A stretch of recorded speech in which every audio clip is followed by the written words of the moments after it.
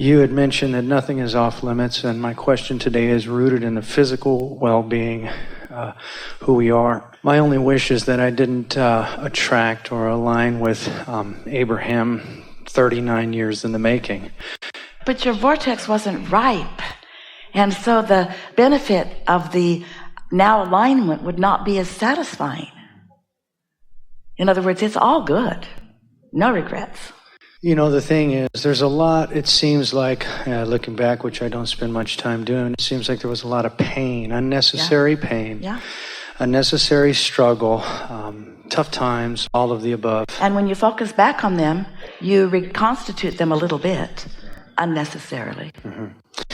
The thing that I have here today is I have 3 people in my life who suffer from dis-ease. I have a 61-year-old stepfather that had a stroke 6 months ago. He's still physical and he's actually doing okay.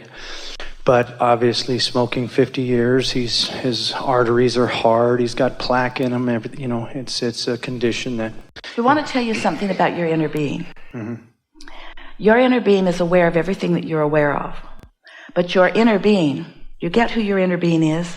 You were source energy before you came into this body, and that source energy part of you still remains as non-physical energy. And while you're here, that inner being part of you is aware and right here with you all the time. So what we want to say to you about your inner being is that while your inner being is aware of these 3 people, your inner being never would focus in a way to tell a story like that. And when you do, you set yourself up for some of that resistance or separation. Now, we know that what you want to say, and it's logical and it's true, too. You feel like you need to face a little reality. And, of course, life is reality all around you, isn't it? But when you focus like that, the reason you feel like you feel when you focus like that is because you're choosing an avenue of thought that your inner being will not choose. So you're choosing to separate yourself vibrationally from your inner being while you do that. And the true irony of it is that humans, we love you so much, when you do it, believe that you're helping those people, that you're giving them your attention, and therefore that you're helping them. But the fact is, you can't help anyone once you've disconnected from the resources of your inner being. So the key is to find a way to stay integrated, involved with, flowing with the resources of your inner being while you focus on someone, which really takes discipline. It takes practicing on easy things first. When we say to you, life is coming to you all the time because of law of attraction, and sometimes you feel like life is coming at you, don't you? Because you don't mean to be choosing things. It doesn't feel to you like you chose them, but when they come, if you don't want them, then you feel defensive. And it's that defensive state that holds you, most of you, most often, in a place of not really letting who you are be there as the resource. Now, you're right about something. In other words, when somebody that you care about is experiencing discord, the discord in the form of disease is just strong evidence of either a decision to make their reemergence into non-physical, which sometimes it is, or resistance about something. So when you focus with them in resistance, then you've got nothing to offer them. So we want to tease you just a little bit and say, oh, you humans, you're being so human. You're focusing on the human stuff. You're humaning all over the place. And you're reacting to each other. So you do this, you get sick, and I react. And you do this, and I react. And so it feels like so much of the world has created this behavioral interaction with each other where you're just reacting to each other. So if something good happens, you react. And if something not good happens, you react. But you have no creative control. And then you get defensive because you don't feel good unless you're flowing and blowing with your inner being who won't come over here and play that game with you. You want to be tuned in and then look. Because when you get tapped in, turned on, then look, then you're helpful.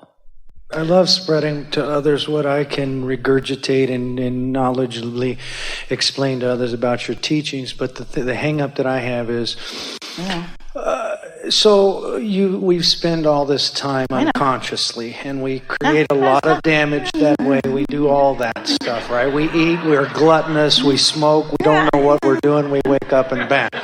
I know. My question is this: where does alignment, where does vision, where does rockets of desire, where does clarity and expectation come in as far as healing an incurable disease? When rheumatoid that's not possible.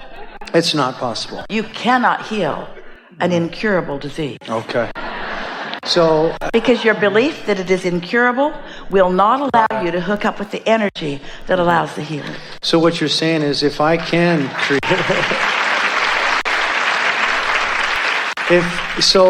you said nothing is off limits earlier in reference to your... You're getting too far ahead, because we don't want you right now to decide to heal them.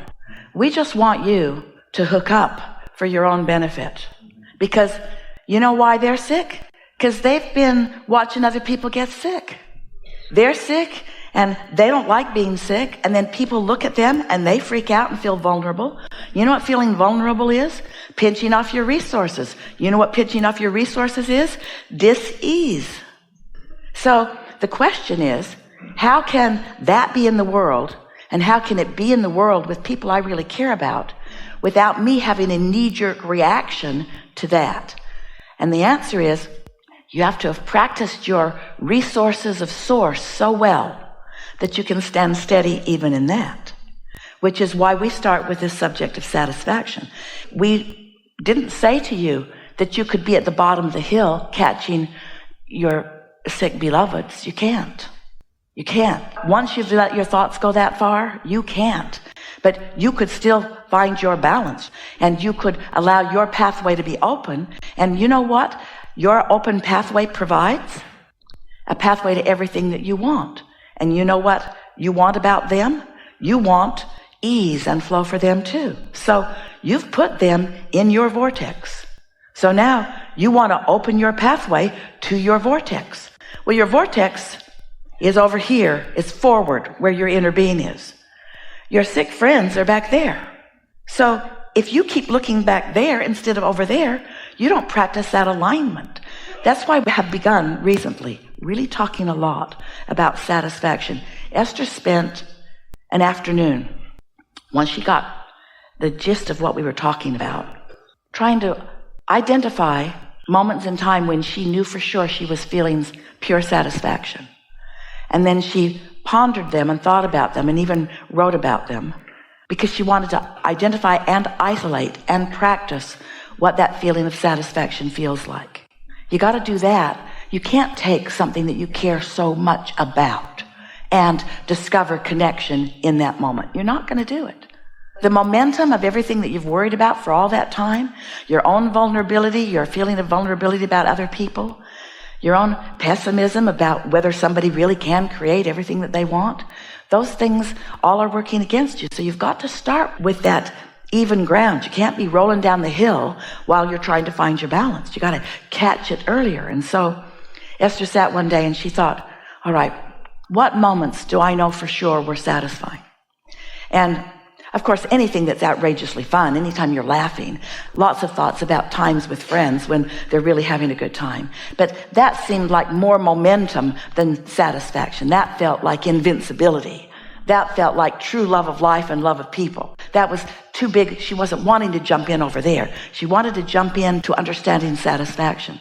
So she thought about the period of time, it was about a 12-year period of time, that Jerry and Esther were driving these big diesel pusher buses and towing a car behind them. And Esther did all the driving. Jerry was a wonderful navigator, and he would work while Esther drove, and Esther wouldn't work while Jerry drove. So they had this wonderful balance, and Esther really liked to drive. So she thought about how it's the morning that they're leaving the campground or wherever they're parked for the night, and all the rooms are brought in on this big monster bus, and the hoses and cords are all pulled in, and everything's been stowed inside so that it'll have a safe passage as Esther's wheeling her way down the highways. And now they're pulling out of the campground and out onto the frontage road and up onto the highway, and Esther would feel this wonderful feeling of satisfaction. just this feeling of satisfaction of this perfect moment in time. And it would move quickly into anticipation of what this day was going to bring. What new experiences, what new things would they see? What new things would they discover in conversation? What new would this day bring? But satisfaction. And so when she came across that thought, she thought, I know what satisfaction is. Then her next thought was slipping into a beautiful seat, usually a booth, it's her preference, in a beautiful restaurant with her beautiful friends, and smelling the food and greeting the waiter and loving her friends and looking at the menu and thinking, everything's perfect in my world. Satisfaction. Nothing to worry about, nothing to complain about, just complete satisfaction, contentment, satisfaction, contentment. So we want you to play this game with yourself for a little while, off subjects of greater importance to you, greater importance and therefore usually greater negative momentum. Start with easy things until you've isolated at least what that feeling of satisfaction feels like, and practice it so that it doesn't take long before it becomes your default vibration. And here's why it matters. Oh, you're going to like this so much. This is the answer to your question. If you are in despair or revenge feels better than despair, but it's still resistant. Blame feels better than revenge, but it's still resistant. Blame feels better than guilt. Each feeling of relief as you move up the emotional scale is an indication that you're leaving some resistance behind.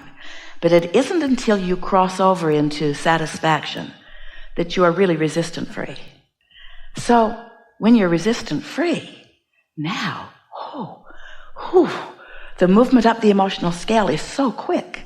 But you all have not been practicing and isolating and caring about the feeling of satisfaction. You dip into complaints, and so it's a rare one of you who maintains satisfaction long enough to find out how fast you can move up into love and ecstasy and being in that place where you are such a vibrational match to everything that's in your vortex that ideas can begin to flow across that seamless unbump. No more bump. No more resistance. Nothing in the way between you and the solutions you seek. Which means through that state of satisfaction, can you get rid of a virus? Can you undo the plaque in the artery? Can you undo Again, you're getting thing? too fast ahead of yourself, because you can get into satisfaction, but you can't think about the disease or the virus and stay there. When you stood before Jesus, dripping your illness, he did not see your illness. He only knew your wellness. And because he knew your wellness unequivocally, because that's what he practiced, that's who he was mostly. So as he saw you in your wellness, and you believed in what you saw him see, in that moment you had no resistance. So there was nothing in the way of you and your desire for wellness. And so you received wellness. And then, do you remember what he said? Go forth and tell no one. Because he knew the first person you told would focus right back on the virus or the disease. Because most of them are still facing reality. And you know, the thing that keeps you from moving toward the things you want is the reality that doesn't contain them. You're so good at looking at what is that your vibration is mostly about what is. How much money I've got, how many friends I've got, how many lovers I've got, if I've even got a lover, how well I feel, how much my nose is running today. We get it. We get why what is feels so dominant to you. We get it because you can see it and hear it and smell it and taste it and touch it. We get it. It's vivid. And it's meant to be vivid because as you sift and sort through it, it's how you become decisive about what you prefer. It's all really, really good. But once your seeing and hearing and smelling and tasting and touching has produced for you understanding of what you want, then you want to give more of your attention to where you're going, not where you are. Do you know what your greatest hindrance to your new desires coming about is? Do you know what that greatest hindrance is? Right now. Right now. your observation and determination to get others to get you.